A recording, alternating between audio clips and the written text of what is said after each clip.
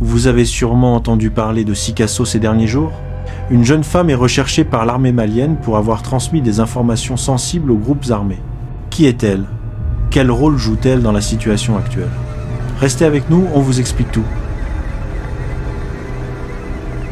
Pendant ce temps, l'armée malienne a intensifié ses opérations dans plusieurs villages de la région de Sikasso, Loulouli, Doniena, Dadoumabougou, Tabakoro et Kouroua. Leur objectif, mettre fin aux perturbations causées par certains groupes armés et assurer la sécurité des habitants. Sur les réseaux sociaux, certains groupes affirment contrôler entièrement ces villages et publient des images pour le prouver. Mais selon l'armée malienne, ces images ne reflètent pas la réalité. Elles sont souvent prises après le passage des forces armées. L'armée a su rester présente et déterminée à ramener la stabilité dans toute la zone. Concernant la jeune femme, les informations qui circulent indiquent qu'elle aurait fourni des renseignements précis sur les positions de l'armée à ces groupes hostiles, même sur de petits détachements. Son rôle exact reste à confirmer, mais cette affaire alimente beaucoup de discussions dans la région et suscite la curiosité des habitants et internautes.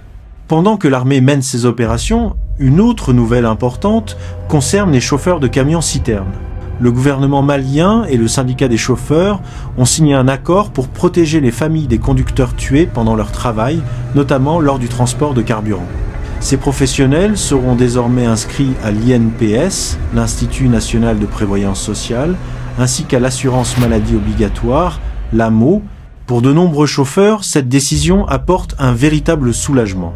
Elle reconnaît leur rôle essentiel dans l'approvisionnement du pays, surtout en période de crise, et assure une protection pour leurs familles. La situation à Sikasso reste très suivie par les autorités et les habitants. L'armée affirme poursuivre ses opérations avec détermination malgré les rumeurs et les images qui circulent sur les réseaux sociaux. Et vous, que pensez-vous de ces mesures? La présence renforcée de l'armée et la protection des chauffeurs de camions-citernes sont-elles suffisantes pour stabiliser la région? Donnez-nous votre avis en commentaire, nous voulons connaître votre opinion.